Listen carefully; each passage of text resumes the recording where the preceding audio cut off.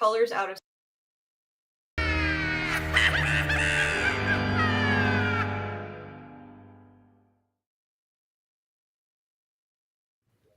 Greetings, everyone. Yes, it is Wednesday. Yes, it is time for the Witches Movie Coven. Witches, talking about witches in movies. My name is Patty Negri. I am one of your hosts. I am honored to be here. This is Black Phillip. So we've all got all sorts of news this week. So I'm going to start here. Let's start with Courtney. What do you got going on? So are we doing news first? I thought we were doing intros first. We're doing intros first. Oh, well, I'm Courtney Buckley. I have a lot going on that I'll share in a few minutes. My Black Phillip is over here because we're, I don't know, maybe in a little bit of fight right now because my other Black Phillip is on the screen. Oh. Seeing double. So thank you very much. Richard Lale. Hello, I am Richard Lale. Richard Lale is one name, not two. If I were just Richard, I would be a. With that, I am the gentleman psychic. I am everywhere. I am everywhere gentlemen psychics are found. And I'm just happy to be here today. Great movie. I mean, good movie. Oh, good things. Good to be here is what I mean. And the lovely, extra lovely today, Miss Heather Green. Hi, I'm Heather Green. I am an author of Lights, Camera, Witchcraft. I actually have it to hold up. Yay.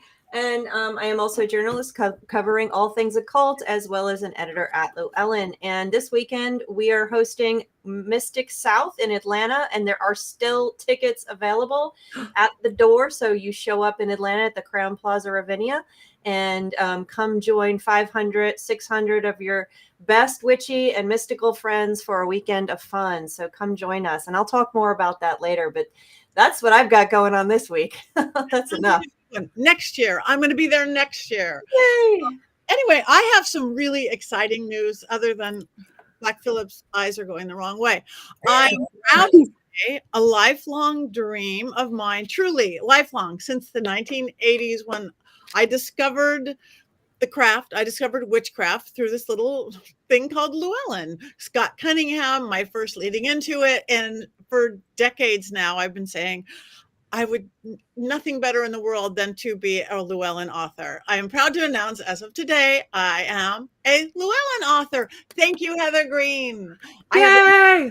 It's called Dollcraft. It's about magical puppets and haunted dolls. It's going to be out next year, but you're going to be able to pre-order, and I am the happiest girl in the world. And Heather is going to be doing my foreword because we're haunted doll girls, if you haven't figured that out yet. And I could not be any happier. So dream come true. So thank you, Llewellyn. Congratulations. Congratulations, Patty. I'm giddy as a schoolgirl.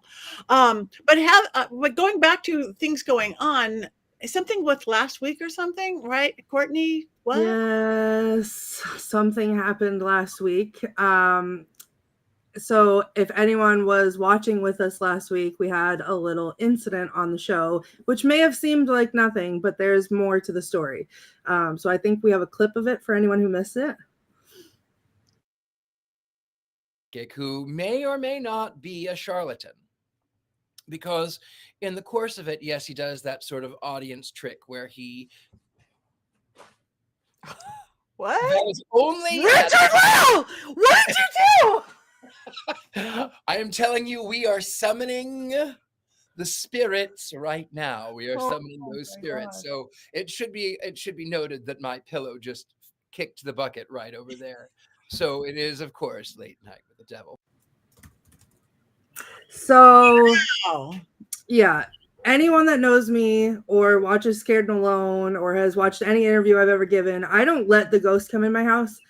And the interesting part about this, I don't know if I can get the wide shot here, but the Richard Lale pillow that I have, and he sits behind me every week, was sitting on this brown package that I haven't opened yet. And this brown package was sent to me by none other than Dean Hagland, because it is his haunted Roomba that we all, there it is right there, that we all tease him about.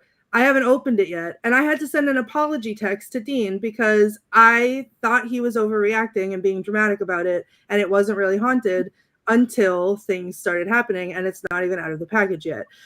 So also Richard Lale saw what he said was like a light moving around me, which I brushed off and said, oh no, it's a bug. Apparently was not a bug. And then friend of the show, Tabitha Meadows, had a dream about me and posted it to my Facebook wall and was like, I need to make sure you're okay. It had to do with, you can go on my Facebook and see it. It had to do with like spiders biting me and that there was like venom stuck in my leg and whatever. So I reached out to her and I showed her the clip and I explained like, that's Dean's vacuum. And I feel really bad because I was not nice about it. And obviously it was real. And then she started picking up on, or she was telling me that she had picked up on like a female spirit who was trying to get into this box behind me, which, mind you, is dirty clothes. So if someone wants to do my laundry, have at it. But she said the interesting thing that was, it was like the person was in like black and white, like grayscale. And she had other little tidbits to share, like from that early 1900s, which there is supposedly a ghost in my house. I live on the first floor and up on the third floor is the attic and she stays up there. But there is newspapers from that time period, like pasted on the walls of the attic. So this is something that like my upstairs neighbors hear and have told me about, but I have put such protections around my own house that I don't experience it and I don't hear about it until I welcomed Dean's haunted Roomba into my house. So someone might be getting a package because I don't know if it can stay here. And you haven't even opened it yet. You could cleanse it. You could smudge it. We could do it all on camera if you want. We could cleanse it. I think I might need to because I was supposed to, like, I was going to film an unboxing video and make it for, you know, like people who watch Scared and Alone to watch because I thought it'd be fun. But I don't even want anything to, like, I feel like I'm going to open it and unleash the beast. Like, I've been too scared. Rob, our producer, has been like, hey, have you unboxed it yet? No, because I'm scared of it. You knew it was a haunted Roomba when he sent it to you? I knew that he thought it was haunted, but he is very scared of everything. And I thought he made it up.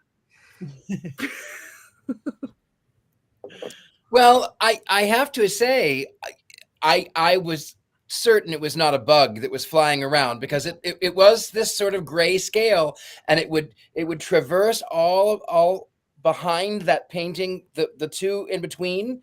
It would go back and forth, and then it would come over to this side, and then it would go to this side, and it was like a flash. Yeah, thanks. Remember that back in the 80s, there was a demonic toaster, and the woman said she had the news media in, and the toast was burnt, and it would say "Hail Satan" on it. Mm-hmm. And then the news media said, well, why didn't you get rid of it? And she says, well, it makes really good toast. I think with you, I think you keep it, you use it. If the ghost wants to do your laundry and sweep your floors, have at it.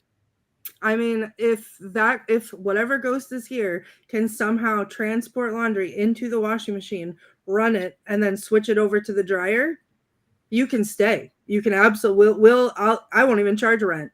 Like, you can just stay.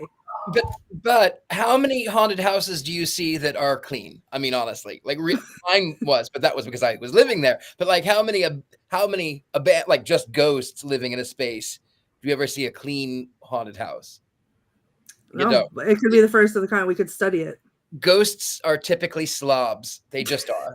That's what I blame my messy house on. But anyway, yeah. So now apparently I am a haunted object collector by accident because I didn't believe. It starts out with dolls. You're a doll collector. Now you're gonna have. Yeah. It starts with the dolls.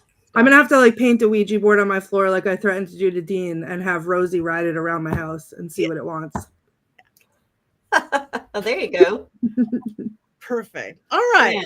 Well, anyway, so it's been a busy week for all of us. We miss Jason tonight. We wish him well wherever he is in the ethers. And he will be back next week. And hi, everybody. Comments. Demonic toaster. Yeah.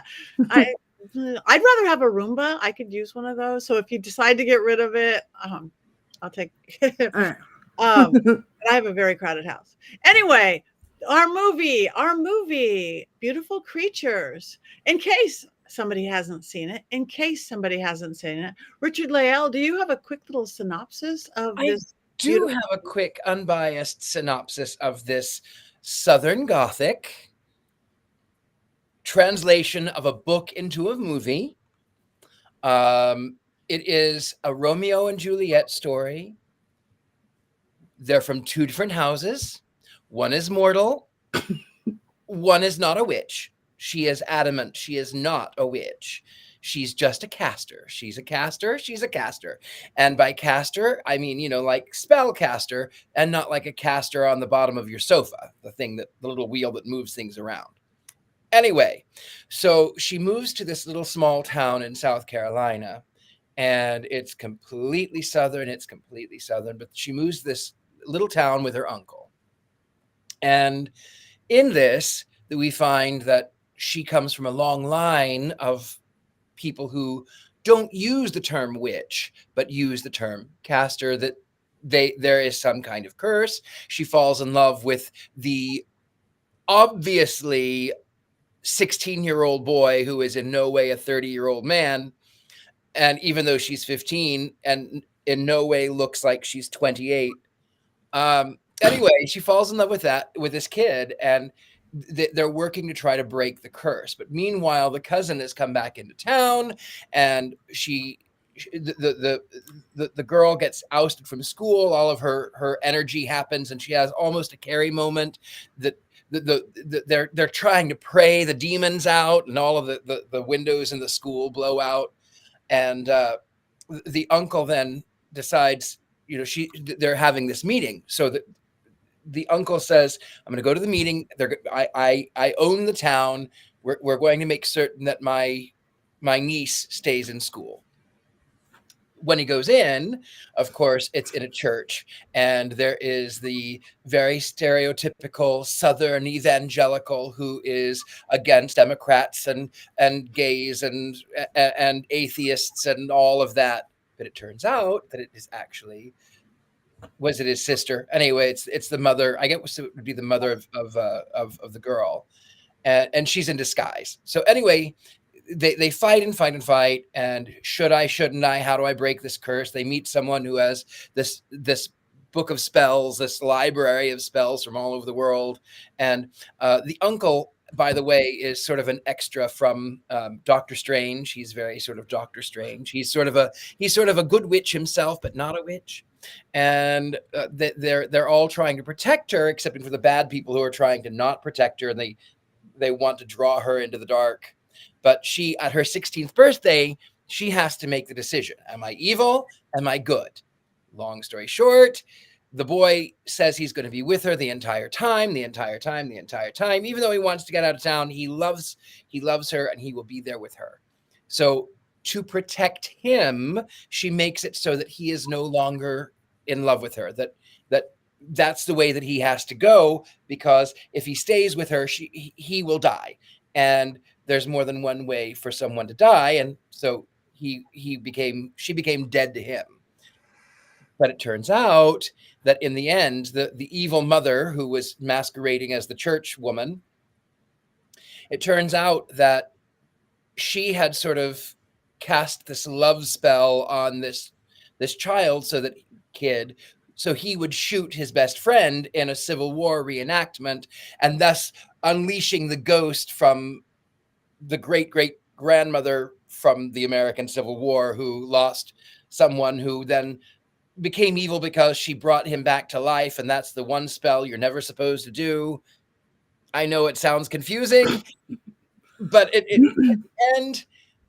it said the only way that the curse could be broken is that if someone that you loved died, you used your power to kill someone that you loved. And it turns out that her uncle was masquerading as the boy in this sort of human skin disguise. I don't know how it works. I know that sounds creepy. She loves the boy. He ends up by going off to school to NYU. But then at the very last minute, when he's all but forgotten about her, he sees her at the library. And as they pass the sign where he, who is definitely 16, 17, 18, and she, who is definitely 15, 16, definitely, where they had intercourse, and it was all on fire. And then as they're leaving, It was. I know it's a lot. There's spinning tornado rooms, and I mean, how can I describe it? I don't know. I watched it on my phone, but it was really good. I mean, it was interesting. That's what I can say. So the end, he stops the car. He says, "Wait, Lena," and she's decided that she's going to be both good and evil because you have to have balance of both. That sort of is that's it. Thank you very much. It is a Romeo and Juliet story of non-witches that call themselves casters and the choice of good and evil. Thank you, Richard Leal. We have got it clear. Now, Heather, do you have any more information on it to perhaps make it clearer or different? Either something in your book or clearer or different? Well, so it is in my book. I talk about this movie a lot, and especially when I do lectures on it, because it is one of the very typical strong movies that came out right at the beginning of this last wave of witch film popularity. And it actually was the film that made me dust off the project that I had started years before. And then the project then was dusted off and turned into my book. So this movie has sort of a special place in my heart in that way. It really got my project going again. But I do have 5 things to know, and some of them are pretty interesting. The first thing, the first thing is going to be its origin, the original story. Number 2 is Gothic romance and horror. We'll talk about that again. Number 3, the age of 16 and why that's important. Number 4, are you a good witch or a bad witch? And number 5, the cast. There's some important notable cast members and some interesting things, especially one that I want to highlight. So let's get started. Number 1, it is a book. It was originally a book. It was a series of 4 stories called The Caster Chronicles by, I can read my own handwriting, Cami Garcia and Margaret Stoll. I don't know how to pronounce her last name. They both have written a number of other types of books. This is what they're most known for. This was the first of the series of 4. There are then a bunch of short stories. The second 3 the rest of the movies were not. The rest of the books were not made into movies, and that's probably because this one bombed so bad. Number 2, let's go to Gothic romance. Oh, and just so you know, the book came out in 2009, the movie's 2013. So there wasn't that much of a difference, but it was extremely popular at the time. Now, Gothic romance and horror. Of course, this was, which everybody might already know, this was the Twilight era. So of course, that was why they picked up this particular property, because they're like, well, Twilight was really popular. Let's make a Twilight type of Gothic romance about witches. And so here we have beautiful creatures. So that was really probably the impetus to do this. And as I said, it did not do well. It cost $60 million, and it didn't actually go above 60 million until recently. In its opening, it only made $7.5 million. So it really has been a giant flop. So that is that was that. But this was Twilight. Twilight was so popular. We had a huge number of vampire movies. We had lots of Gothic stuff. This was part of that rollout. It was also part of the beginning of the witchcraft interest in witchcraft, as I said, and a lot of the witch movies at this time were fairy tale related, and they had a lot of Gothic. And what is Gothic horror? Of course, we have the Southern theme, which is often found in Gothic romance. You have a girl that is fighting between what she wants and what the society wants of her. You have old houses, you have lots of woods and nature. You have a spooky Edgar Allan Poe mood. These are things. Supernatural is very common. Distressed heroine, as I said, typically some kind of fallen angel. Usually the heroine or hero is not exactly perfect. They usually have some sordid past or some weird something tweak about them. It all fits very nicely into this. This is very much a young adult gothic romance, and I wouldn't call it horror. It's gothic romance. And the South Carolina Southern aesthetic works brilliantly in most of these. Think Midnight in the Garden of Good and Evil. I always like to use that as the example. So let's get to number 3. Why the age of 16? Now, so in this movie, the age of 16 is when she will be chosen for good or evil. That is what is happening here. Will she be good or bad? And I'll talk about that in a second, but it's the age of 16 that this is going to be happening. Think of your fairy tales now. Think of The Little Mermaid. Think of Sabrina, and not a fairy tale. It's always the age of 16, not only in witch movies when young teenagers are coming of age, but also in a lot of movies about teenage girls. That seems to be the chosen, whether it's Western society, folk tales, fairy tales, it's the chosen age when a girl starts to become a woman or becomes a woman or starts to realize her power in witch movies. And that's very, very common. And we have it here right before our very eyes. And that leads me to, are you a good witch or a bad witch? So in this scenario, in this narrative, witches are chosen at the age of 16 to be good or bad. And that's a really interesting dichotomy, because in most witch films prior to this, a witch is either good or bad. You can be a good witch or you can be a bad witch, and you can see that binary throughout. During the 2010s, when you start to get witch films, we start to see that breakdown. Sabrina, The Chilling Adventures of Sabrina is one of the most brilliant breakdowns of morality and ethics, where it goes in all different ways. This is a great sign at the beginning of it. It is, she's struggling with, oh my goodness, I could be bad. Do I want to be good? Maybe I'm bad. She's going through this, and really you see the family of witches who are all good and bad. Each of them are part of the binary. But at the end of the movie, it says she is chosen both for good. Her eyes are one of each color.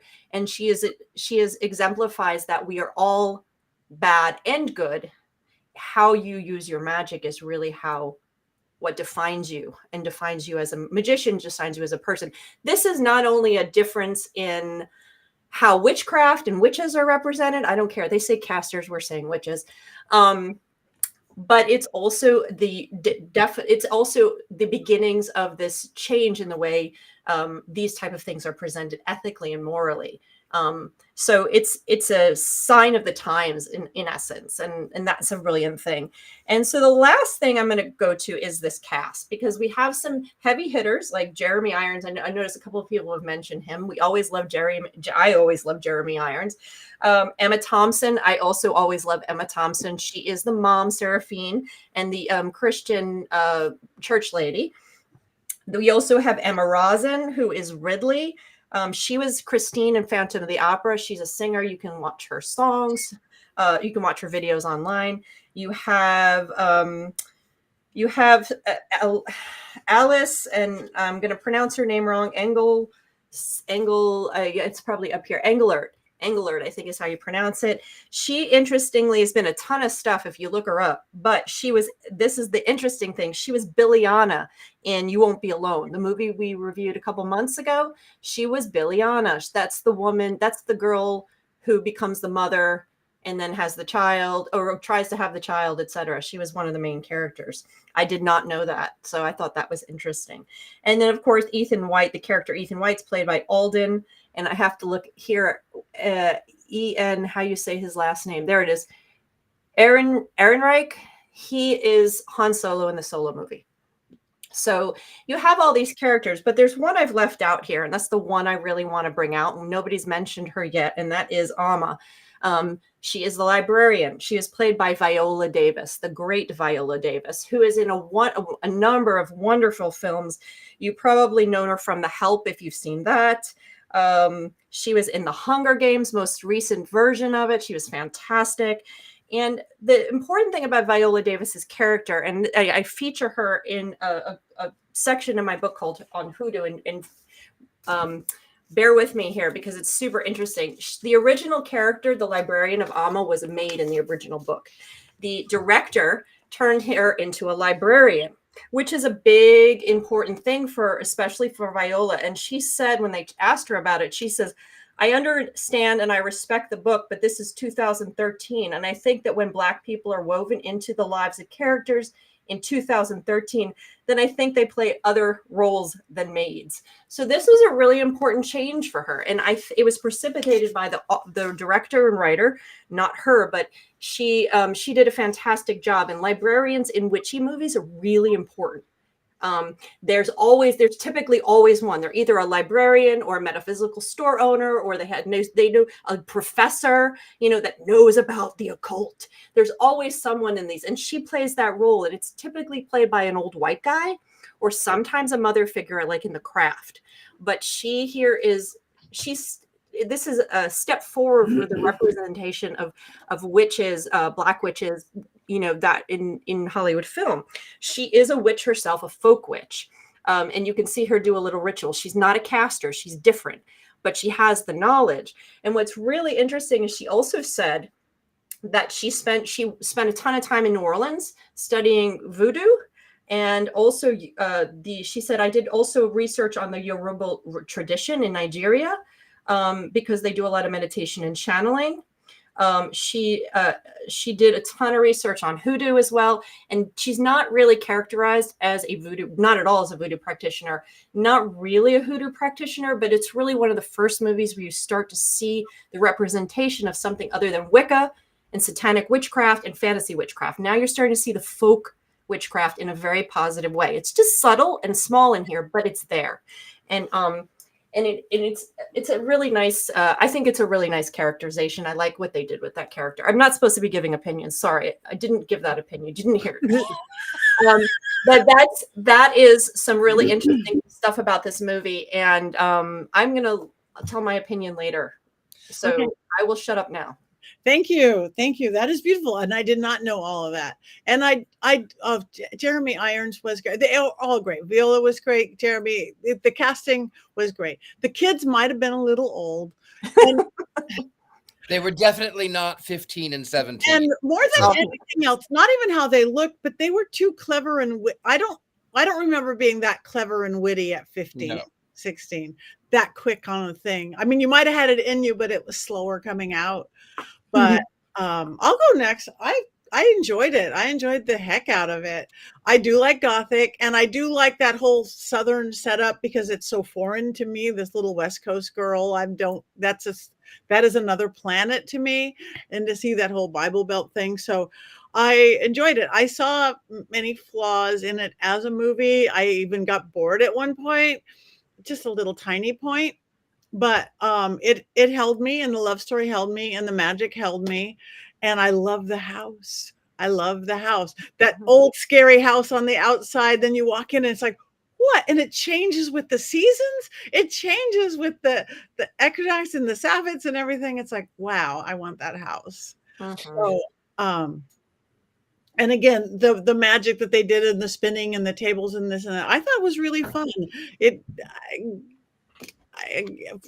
Fantasy and Gothic and love story. So it was a good choice. If this was your choice, Heather, I really enjoyed this one.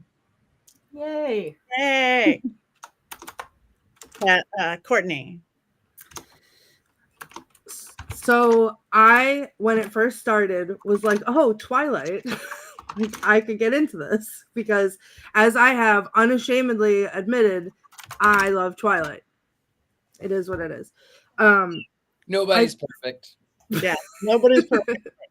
Listen, I love it because in the same way I love The Killing Tree because it's so bad I just can't stop watching it. Anyway, I admit it's terrible. This movie, I feel like if I had watched it when I was in the mood for a movie, I've never seen it before today, but if I had chosen this movie when I was sitting down on the couch with a bowl of popcorn on like a rainy fall day and I had nothing to do and I just was flipping through and trying to find something to watch and it caught my attention and I sat and I watched it, I would have loved it. But I was watching it on a deadline, under pressure, with 18,000 other things to do, and it could not hold my attention. I caught parts of it, like I was paying attention to parts of it, but then it would lose me and I had no idea what was going on. And then something insane would happen.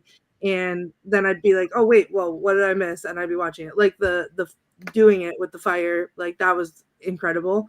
And the house, which I did not like. I want it to be a spooky old house like it looks on the outside because that's who I am as a person. But I feel like I would have loved it. So I'm gonna go with Heather's tried and true. I didn't mind it. Yeah. Well, I just want to say that house being this weird modern thing, I'm not a modern thing. I want Richard Lael to do my house. I'm an antique girl, but there was something so odd about that. I just loved it with that staircase. Okay, for me, it was like so just like gothic, witchy, whatever, and then all of a sudden like sci-fi. And it was just jarring in a way that like I was like, oh no, I'm out of it now. Stop doing that. But I did love when they walked in and it was like fall and like with the leaves, whatever. That was kind of interesting. Or like when they went into the dining room, that was the tornado room for whatever reason. And like that was pretty and that was cool. But it was that walking into that like weird staircase and like nothing that I was like, is this a spaceship? Like, are we witches in space? Like, what are we doing? And I think that's a movie, Witches in Space. Oh boy, should be Pigs in Space. That's a Muppet thing. Okay. Oh right. Well, I thought the film was beautiful. It was beautiful. I mean, the CGI mid 2000s was a little bit cheesy at points, but one of the things that really got me was what I preach as much as one can. He in the fight, he says, the kid says to her that I tell you these things because I love you. And, you can use your power on me, but real people, they have emotions. And then she, in sort of her response is she learns to accept both sides. And, I think that really you have to have both light and dark. If you have only light or only dark, you're not balanced. I like to tell people that unlike other psychic mediums here in New Orleans who are all love and light or doom and gloom, I am a happy medium. And it's funny, ha ha ha, I say those things, but where I really sort of get my energy, my motivation is as an artist.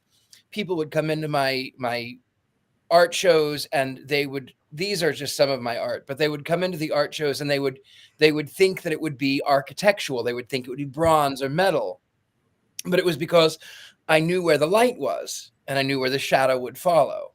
And you have to have both. Otherwise you are really just lost.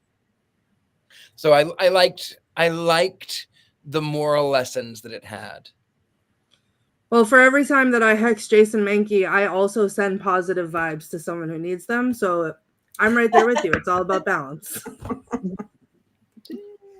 Well, I will share that I saw this one in the movie theater because, as I said, I started to see a trend because of what else was around at that time. And there was a ton of fairy tales. Once Upon a Time was starting then. You had Salem, the TV show. You had American Horror Story Coven.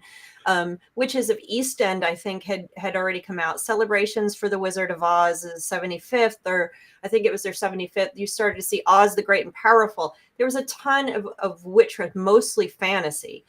And this followed, and I really am interested in seeing, I love to watch the monsters that this one of the things is I love to watch cultural trends in movies, obviously, but I love to see the monsters we're fascinated with because they come in waves. The early 2000s were ghosts and paranormal, a huge number of films that were all ghost and paranormal in the early 2000s. We went through a zombie period, we went through a vampire period, and then of course we have the witches. And so this movie I went to see in the theaters when I said, oh, I got to see this movie.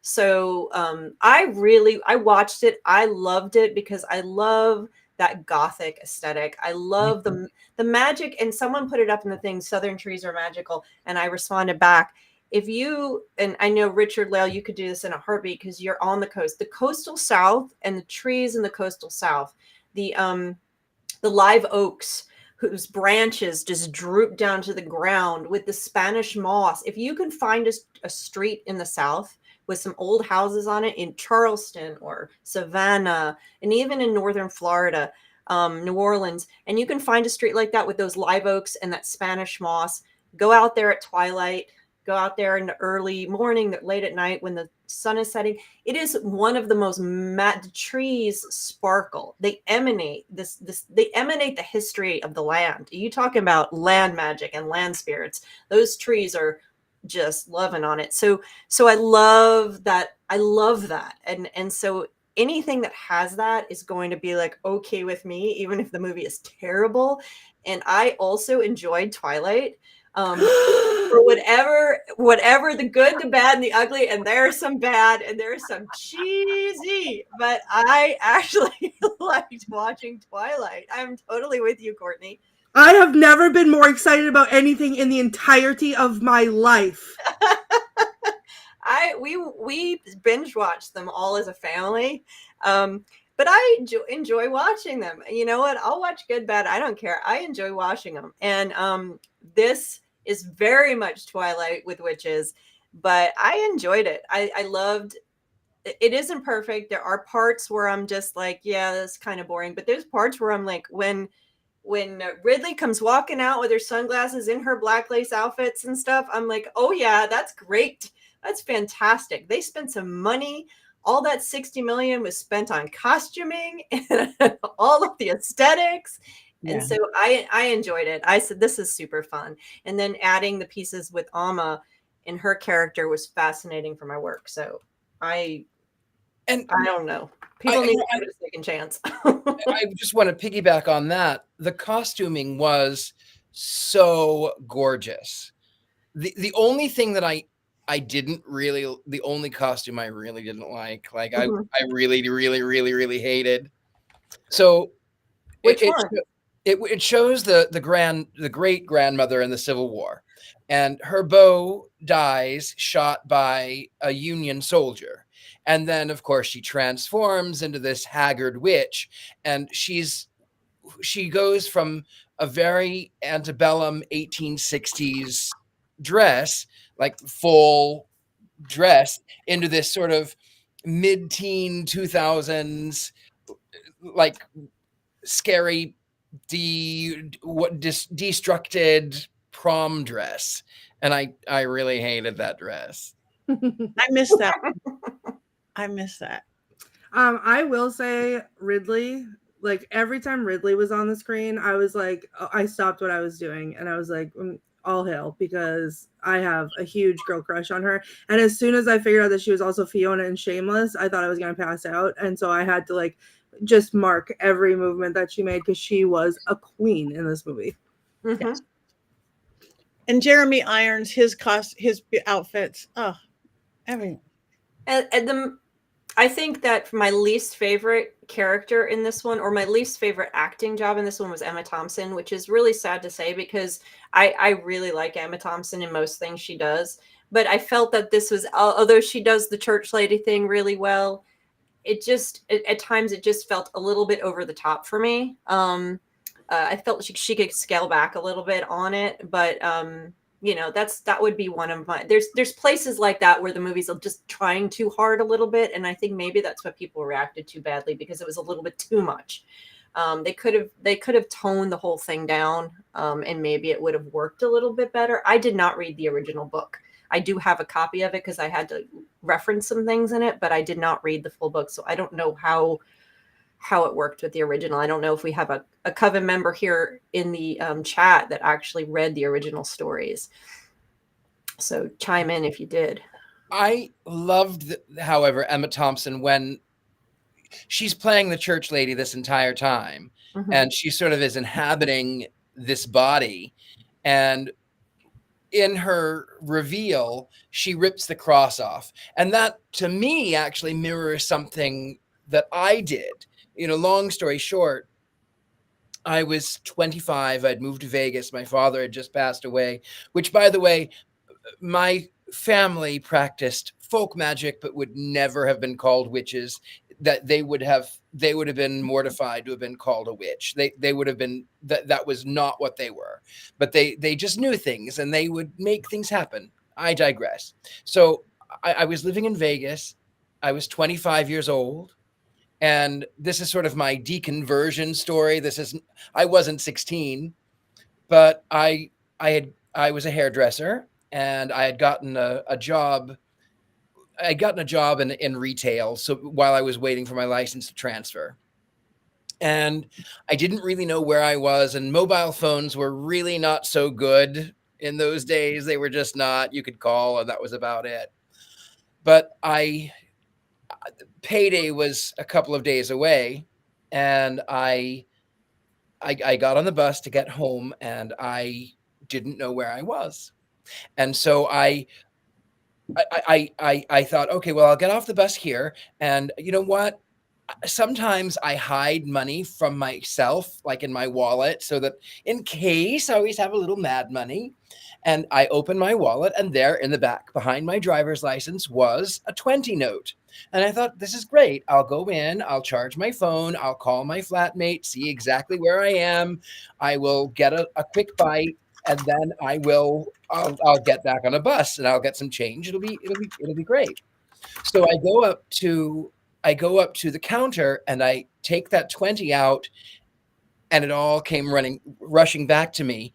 It was one of those Christian tracts, and I opened it up and it said, "Disappointed? Imagine how disappointed Jesus is."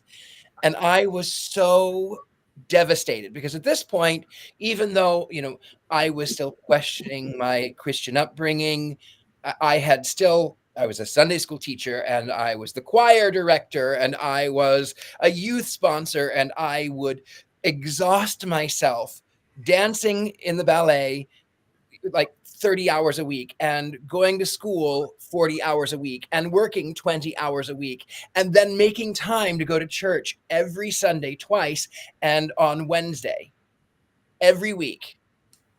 And I was so broken by the fact that I remembered that I put that little thing in my wallet because I thought it was funny.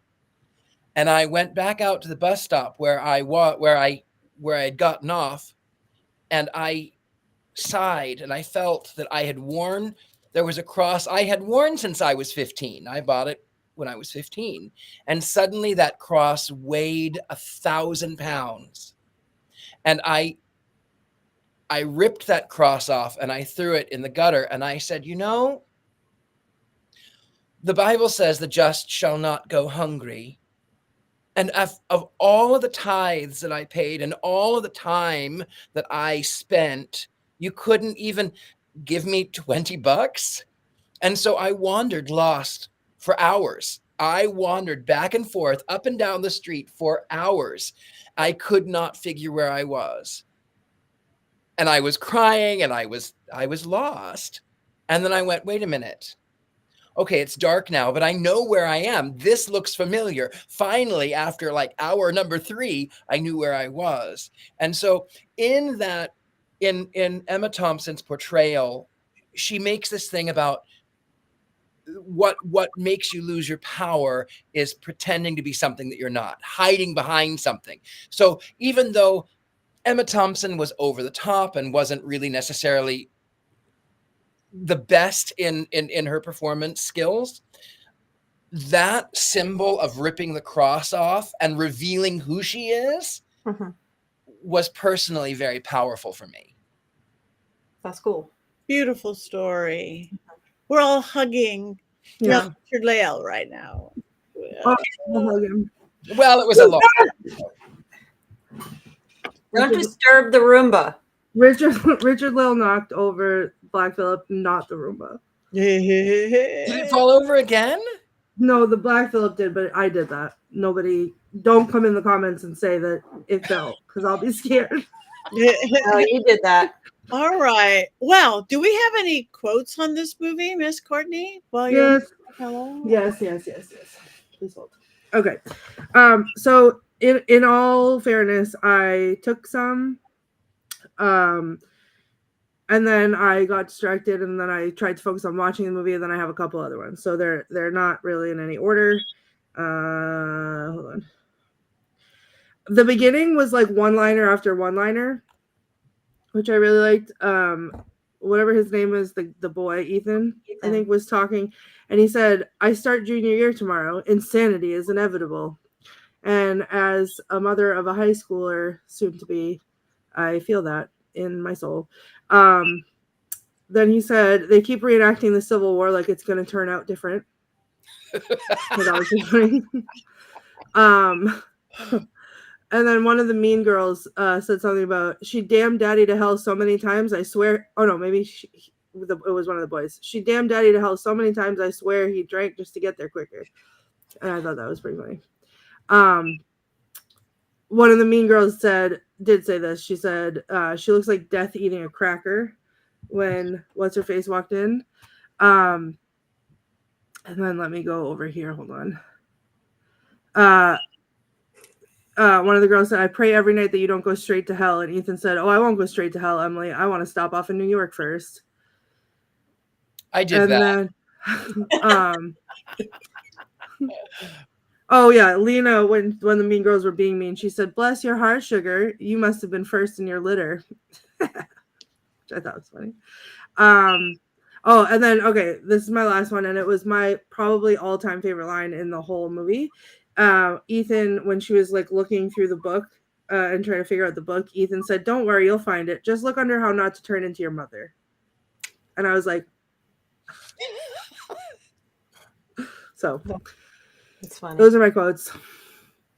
Thank you. All right. I guess we have one thing to do yet, and that is to vote. Everybody, looks like a lot of people. Up. Yay. Okay, all you people in the chat room, one's up, one's down, one's in the middle, one's up or one's down. Look at this. How often are we unanimous on this? But to be fair, Mr. Mankey is not here today, not in physical form. That is true. We don't know how he would vote, so we aren't getting. I'm not seeing the. Oh, there we go. Now we're starting to see some. Okay. One's up. Mary Jane, one's up. Absolutely, one's up. One's uppity up. Oh, good. One's up and horns up. One's up. God bless your heart, sugar. Up for me, one's up. Okay, it's an up. We've got one neutral, no down, and fascinating, considering the movie gets like 3 stars and is pretty much bombed, and here we are defying the odds. Well, to be fair, it's terrible, but it gives Twilight vibe. Oh, you know what it did remind me of too? It reminded me of if Twilight and that other movie that we watched that one time that was surprisingly cute, The Last Keepers. Covenant? Well, The Last Keepers. The Covenant does this, tried to do the same thing in a different way. The Covenant did it in a different way that was better, but oh, well, I don't know about that. It was more fun to look at. The Last Keepers. Like, I love that movie. Me too. And so it felt like that and Twilight came together in a movie. So well, because those were both about teenage girls witchy girls trying to come into their own and their magic, and having probably 16, 17-year-old and dealing with their family, their witchy family versus their non-witchy boyfriend, and falling in love. So yeah, I could totally see that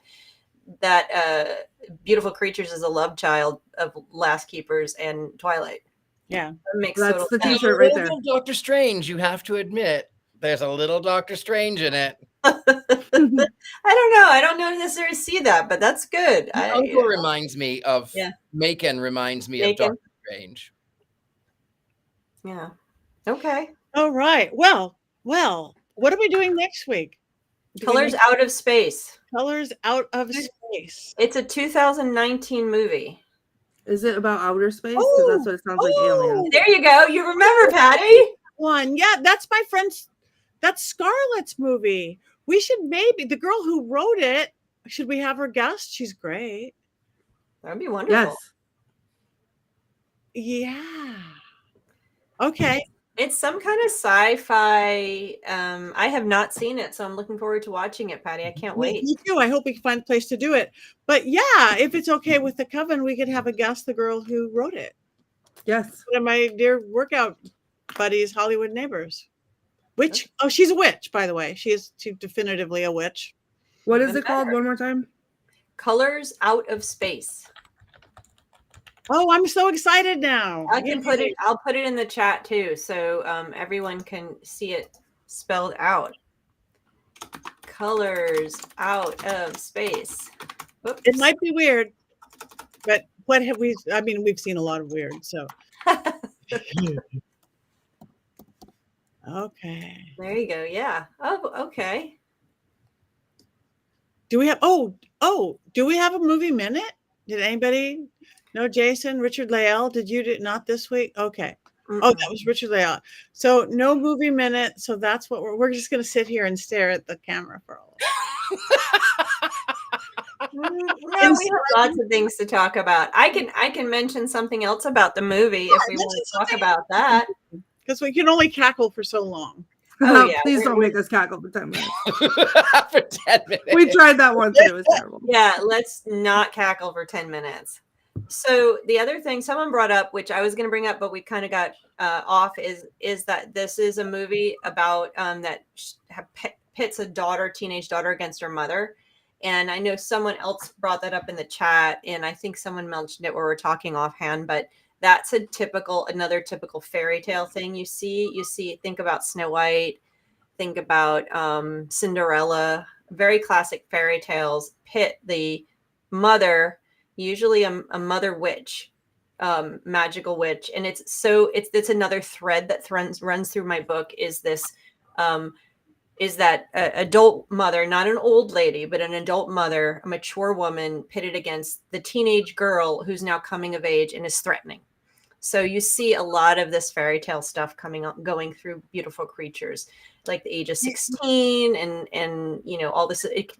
Even Emma Thompson says something along the lines of, do you know how hard it is to give birth to someone who is a more perfect version of you, who's younger and has all of the possibilities? So you're absolutely right. It is that thread. They brought that into Mirror, Mirror on the Wall. Who's the fairest? Oh, she's the fairest. Well, let me go kill her. I mean, that's right out of fairy tales. And it's this pitting of women against girls. And I won't get on my feminist soapbox about how problematic that's been for women through the centuries in harming our culture and our girls. So that is something that Beautiful Creatures has. It really, I think the original novelist really pulled a lot from fairy tales. And that's another reason this movie was made at this time. Again, everybody remembers all the fairy tale shows that were coming out. I bet we have people that watched Once Upon a Time and all the witchcraft, all the Wizard of Oz stuff, Oz the Great and Powerful, which I don't think we've reviewed that yet here.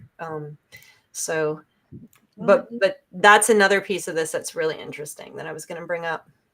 And we could also watch The Witch Who Came from the Sea, just because nobody brought that up. Imagine if we went one episode without reliving my trauma. Well, oh wait, we don't ever. You're gonna get cursed, Richard Layell. That and Killing Tree have already been mentioned. Somebody has to get cursed because Mr. Mankey's not here. But I'm not the one with the haunted Roomba, just so you know. I live in a haunted house. Are you kidding? I don't vacuum. Somebody needs to call attention to it. It's just existing over here. I'm giving it its screen time. I don't know what else it wants. It Well, wants to be opened. maybe it wants to be opened. It wants to be opened. Should I open it now? Yeah. Let's see what the coven in the chat says. Whoa. Should it be opened? Hold on. And Who in the do this chat one. would like to see the I'm haunted Roomba? looking out. Mess up my house. Hold on. Oh, here we go. Don't block your eyes for a minute. Hold on. Oh no, everything's falling. This was such a little puzzle. Okay, hold on. All right. Wow, that's a big Roomba. Yeah, it's so heavy. Oh my god. Unboxing. We should go viral just with this. I don't want to do it. Okay.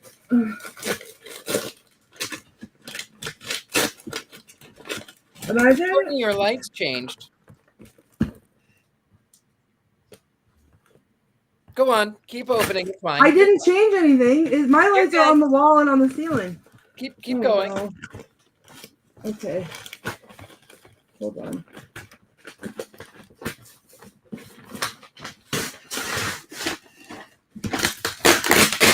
All right, I'm just taking. We could do MR and an unboxing. I just wanted to take off the parts that had our addresses on it so that I didn't accidentally show everyone an address. Okay, here we go. It's in its box. Roombas are pretty big. Yeah. There it is. Oh my god! There's a message on it from Dean. It's haunted. Good luck. Oh no! Oh, You don't have to take it out of the box. You just needed to unwrap it. yeah. Everyone in the comments, calm down and do not be wishing that everything's falling down because I can't. I'm getting very hot. I'm sweating profusely now. Oh my god, I didn't know he wrote on it. Okay, well, allow this to be my formal apology. I did text an apology, but allow this to be my formal apology because every single time that Dean made jokes about this, I did not believe him. I thought he was just being dramatic, and I made jokes and I laughed at his pain.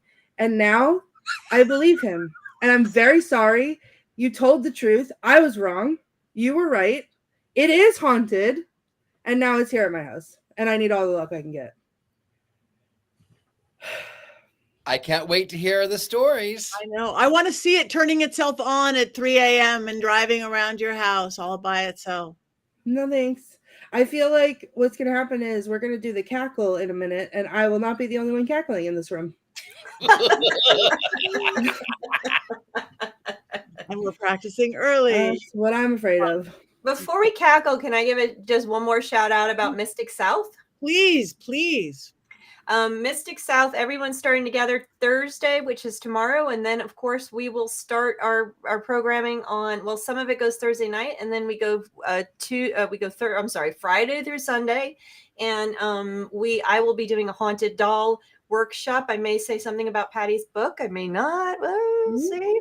And I'm also doing one to talk about what exactly is a witch, looking back at history to see what the word actually means. Hint, hint, a rebel. And then we have lots of great stuff coming. So again, if you can get to the Atlanta area, we do sell tickets at the door. We love having the more the merrier. Lots of witchy, mystical, bruja, Satanists, all the folks. Come on down.